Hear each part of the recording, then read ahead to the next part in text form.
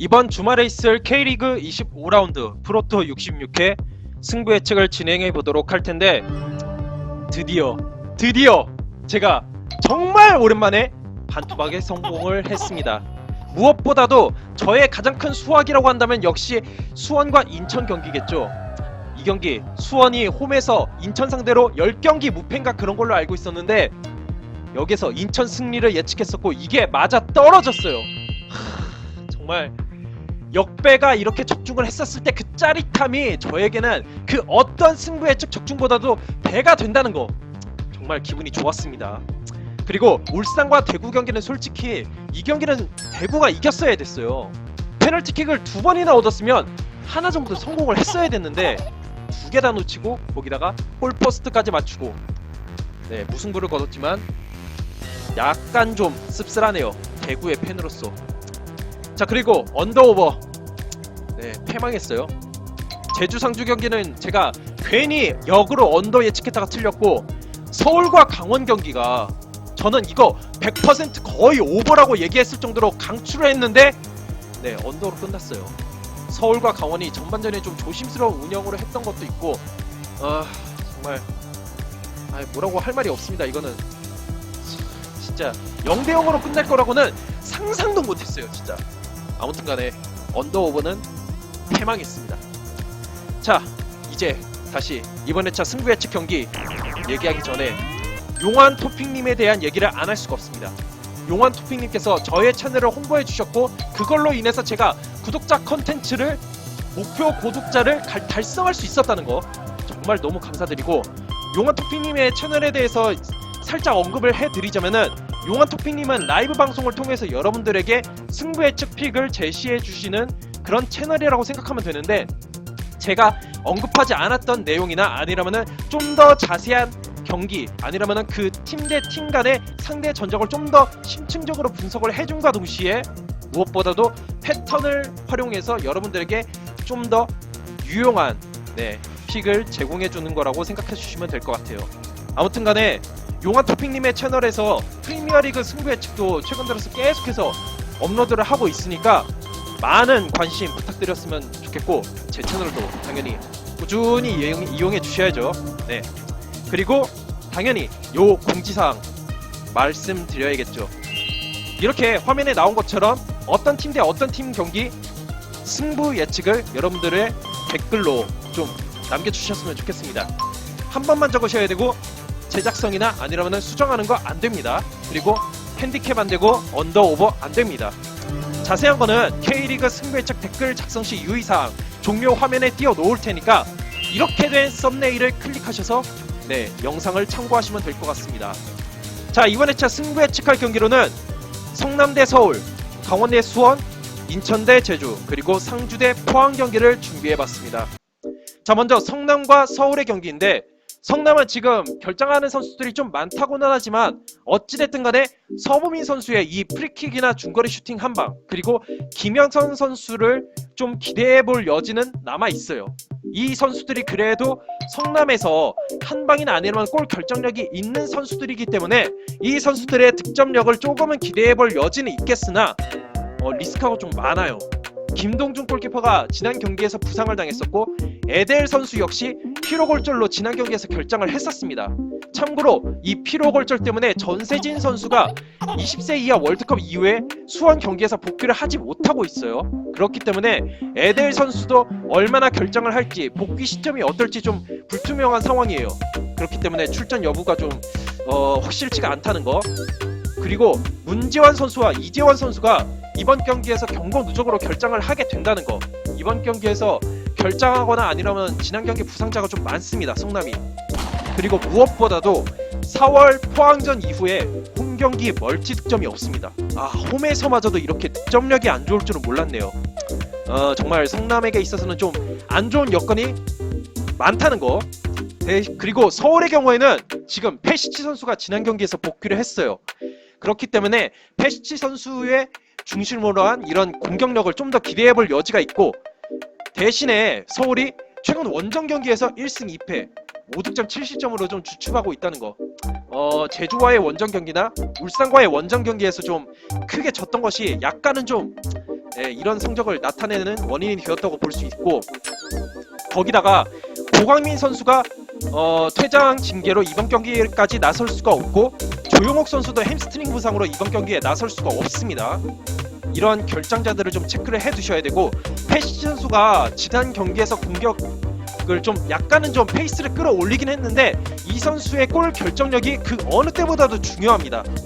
이 선수의 컨디션 여하에 따라서 서울의 승패가 좀 좌우가 될 거라는 생각이 들어요. 자, 그런 상황에서 저는 개인적으로 이 상대 전적을 주목할 수밖에 없어요.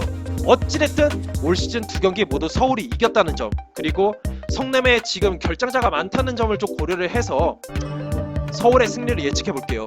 뭐 고광민, 조용옥 선수의 결장이 있다고는 하지만 알리바이프, 박주영, 오스마르, 페시치, 이 선수들이 새롭게 다시 편대를 이루어서 공격을 이끄는 서울이 좀 더 득점할 가능성이 높다, 승리할 가능성이 높다는 생각이 들어서 저는 서울의 승리를 예측해 보려고 합니다. 자, 다음으로 이제 강원과 수원의 경기인데, 강원이 홈에서 진짜 최근에 너무 좋습니다.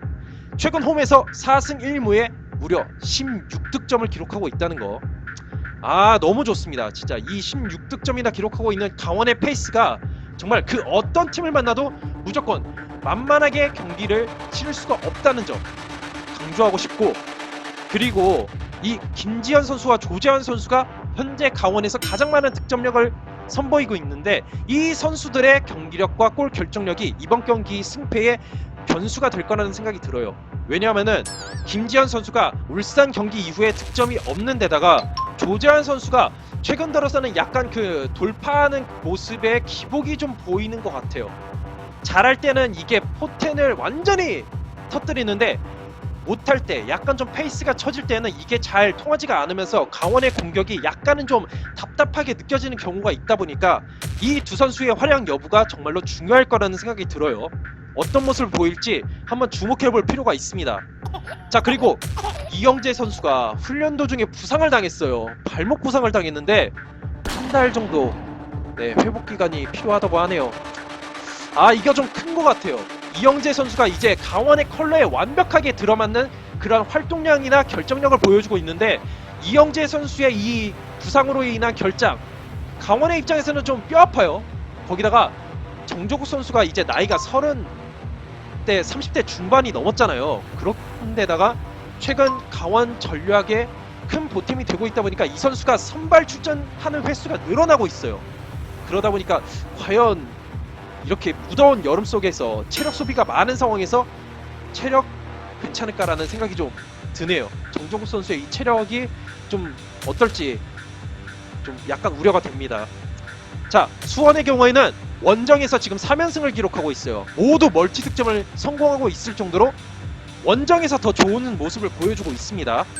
자, 그리고 홍철과 신세계 선수가 지난 경기에서 체력적인 그런 부담 때문에 휴식을 요청하거나 아니라면은 벤치에서 90분 동안 출전을 하지 않았었습니다. 그렇기 때문에 이 선수들의 체력 회복이 어느 정도 됐을 거다. 그렇기 때문에 이 선수들의 경기력이 수원의 승패를 좀 어느 정도 좌우를 할 거라는 생각이 들어요. 대신에 전세진 선수와 안토니스 선수가 각각 부상으로 결장이 확정이 되었고, 영기훈 선수도 아마 발바닥 부상이 아직까지는 온전치 않을 거라는 생각이 들기는 하는데, 이 선수의 출전 여부는 나중에 경기 1시간 전에 나오는 라인업을 보고 확인을 하셔야 되지 않을까라는 생각이 듭니다. 자, 이런 상황에서 양팀 모두 약간씩 변수가 있어요. 정말 핵심적인 선수들이 부상을 당한 거기 때문에 좀 변수가 있는데, 저는 그래도 홈 경기에서 최근 들어서 정말 좋은 모습을 보여주고 있는 강원의 승리를 예측해 보려고 합니다. 대신에 이 경기는 어쩌면은 강원이 그동안 좀 많은 활동량을 바탕으로 한 이 경기의 여파가 조금씩 축적이 되어서 체력적인 문제로 무승부가 될 가능성도 살짝은 있을 거라는 생각이 들어요. 자, 인천 대 제주의 경기인데, 인천이 홈에서 1승밖에 없습니다. 그리고 지난 수원 원정 경기에서 승리를 거뒀었는데, 이렇게 승리를 거두고 난 이후에 이 페이스를 이어나가지 못한다. 연승이 없어요. 인천은 이게 좀 문제가 될 것 같고, 무엇보다도 지난 경기에서 김진야 선수, 왼쪽 측면 수비수 공격과 수비에서 좋은 모습을 보여줬던 김진야 선수가 부상으로 아마 이번 경기에 출전할 가능성이 상당히 낮다는 생각이 듭니다.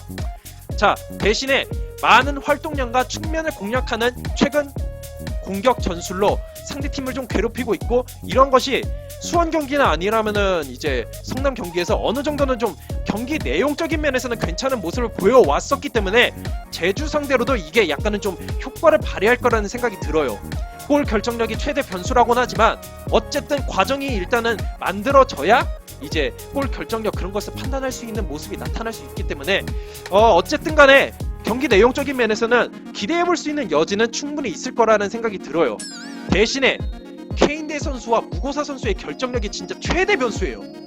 인천에서 여전히 이 강등권에서 벗어나지 못한 이유가 골 결정력 때문인데, 케인대 선수나 아니라면 기존에 인천을 이끌고 있었던 무고사 선수의 이 결정력이 상당히 아쉽습니다. 득점 없인 승리가 없는 만큼 이 두 선수의 결정력이 그 어느 때보다도 정말 중요할 거라는 생각이 들어요. 제주의 수비가 그렇게 좋지 않기 때문에 여기에서는 무조건 득점을 할 수 있을 때 최대한 많이 해야 된다는 생각이 드네요. 자, 제주의 경우에는 오사구오나 선수가 지난 경기에서 첫 골을 넣었습니다. 근데 경기 막판에 발목 쪽인 것 같은데 발목 쪽에 약간 좀 부상을 당한 듯한 그런 모습을 보여줬었어요. 그렇기 때문에 오사구오나 선수가 과연 이번 경기에서 출전을 할 수 있을 것인가 없을 것인가가 좀 중요할 거라는 생각이 들고, 그리고 이게 정말 심각합니다. 오승훈 골키퍼의 실수 연속, 그게 다 실점으로 연결이 돼요. 그것을 시작으로 해서 제주가 두 경기 연속으로 대패를 당했던 만큼 이 오승훈 골키퍼의 실수가 나타나지 않는 것이 정말 중요할 거라는 생각이 들고, 무엇보다도 방금 전에도 얘기했다시피 최근 실점이 많습니다. 두 경기 연속으로 4실점 이상, 정말 심각해요. 정말 이 수비가 제대로 버티지 않는다면은 아무리 인천의 결정력이 안 좋다 할지라도 아마 질 가능성이 높을 거라는 생각이 들어요. 수비가 진짜 중요해요. 자, 대신에 제주의 입장에서는 이게 약간은 좀 어드밴테이지가 될지, 아무튼 이렇습니다. 기록이 이래요. 최근 인천 원정 5경기에서 3승 2무로 강세를 띠고 있어요. 그렇기 때문에 이 상대 전적 때문에 선수들의 기량이 조금 올라가는 경우가 살짝 있긴 있어요. 네, 그렇기 때문에 이번에도 과연 이게 작용을 할 것인지 지켜볼 필요가 있을 거라는 생각이 드는데, 저는 그래도 최근 분위기를 반영해야 되는 것이 옳다는 생각이 들어서 이런 상대 전적에 상관없이 인천의 승리를 예측해 보려고 합니다. 자, 마지막으로 상주와 포항의 경기입니다. 상주가 최근 홈경기 5경기에서 3승 1무 1패로 좋은 모습을 보여주고 있어요. 그리고 최근 경기를 보면은 물론 두 경기 다 약간 좀 행운이 따르는 득점도 있었긴 했었지만, 확실히 그 제주 경기에서는 공격력이 확실하게 살아나는 모습을 보여줬었습니다. 약간 그 제주가 수비가 우왕좌왕하는 그런 모습을 보여서 이런 경기 결과가 나왔긴 했지만, 어찌됐든 간에 상주가 공격이 살아나고 있다는 것은 정말로 좋은 점이라고 볼 수 있을 것 같아요.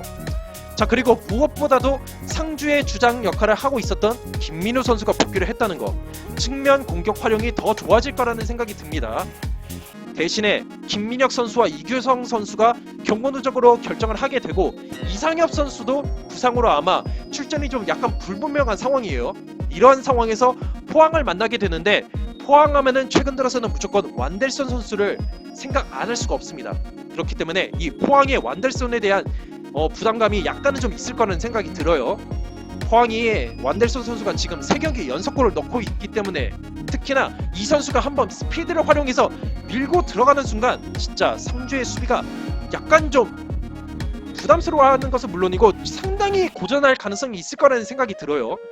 이 완델선 선수의 최근 결정력 상당히 중요할 거라는 생각이 들고, 특히나 지난 경기에 경기력이 괜찮았었어요. 전북을 상대로 이 경기력이 상당히 괜찮았었고, 상주의 수비가 어느 한순간에 좀 무너지는 경향도 없지 않아 있어요. 그렇기 때문에 이러한 상주를 상대로 공격력을 지난 경기처럼 보여준다면은 승리를 거둘 가능성도 있을 거라는 생각이 들기는 해요. 대신에 골 결정력이 최대 변수죠. 왜냐면은 일류첸코 선수가 지금 3게임 연속 무득점인데다가 득점하는 선수가 최근 몇 경기를 살펴보면은 이수빈 선수를 제외하고는 완델손 아니면 일류첸코예요. 한마디로 득점 선수가 상당히 제한적이라는 거. 자, 이런 상황에서 저는 상당히 결과를 예측하기가 힘든 경기예요, 이게. 양 팀이 장점도 분명한데 그렇다고 해서 무조건 이 팀의 승리로 밀어붙이기는 약간 그렇고, 그래서 저는 이 경기 무승부로 한번 찍어볼게요. 상주의 공격력이 한번 폭발하면은 제대로 폭발하지만 포항의 수비가 제주의 수비만큼 완전 헐겁지는 않다는 생각이 들어요. 그런 상황에서 완델손이나 일류첸코 선수가 동점골을 넣을 수 있지 않을까라는 생각이 들어서 저는 무승부를 예측해 보도록 하겠습니다. 자, 승부 예측을 요약해드리자면 성남과 서울 경기는 서울의 승리, 강원과 수원 경기는 무승부 가능성도 살짝은 있지만 그래도 역시 홈에 이점이 있는 강원의 승리, 인천과 제주 경기는 인천의 연승에 한 표를 던져보고요. 상주와 포항의 경기는 무승부를 제가 예측해 보려고 합니다. 자, 이번에 따로 프리뷰할 경기는 전북과 울산 경기, 금요일 경기죠. 금요일 경기 프리뷰해보는 시간 갖도록 할 거고, 그리고 대구와 경남 경기. 대구가 경남 상대로 상당히 좀 고전하고 결과적으로도 좀 안 좋은 모습을 보여주는데 이번 경기 어떻게 될 것 같은지 제 나름대로 프리뷰해보는 시간을 갖도록 할 테니까 이 영상들도 많은 관심 부탁드리도록 하겠습니다. 자, 추가 승부 예측을 요약해드리자면 성남과 서울 경기는, 이 경기는 성남의 득점력이 그렇게 잘 터질 것 같지도 않고 서울이 페시치가 돌아왔다 할지라도 3득점 이상은 할 수 없을 것 같아요. 이 경기는 솔직히 서울의 승리와 동시에 언더 한 1대0 아니라면 2대0 이렇게 예측을 해보고요.